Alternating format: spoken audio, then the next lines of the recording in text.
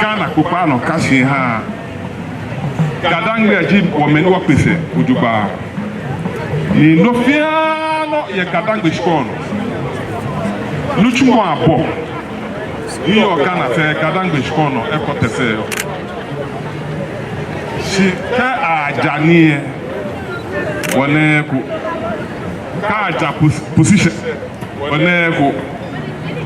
ni washkoji enwe a lutu wo esheheku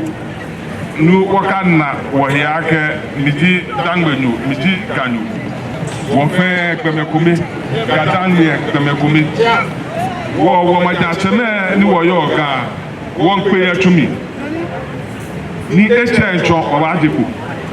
nu wo mo gadangbe fe ekumi wo nyema bi fe mi panyefai ni aka solimo kenya support ehaw eja ke wo nashoni akeke wo kwe fansuwo wo asani wo mowo ye wo biane wo binam eja ke wo de ke wo bine ehu e de be kubedon eja ke gadangbe shon fen ya yaw kenya kwe nuchulo na hio soja fue police boy lawyers can be a chuchu kadangbe bibi yemi wa sibi ane na kanoko be e wo eseheko na sani what take our education serious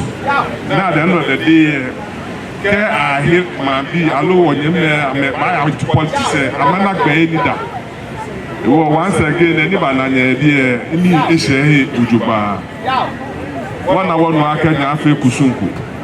Ikanti meni ba oba susu kesa ko ba konye segbe kene wa ti wo ben kene wo fe no fe ni efefo ye fe nya you adon twa no manya ba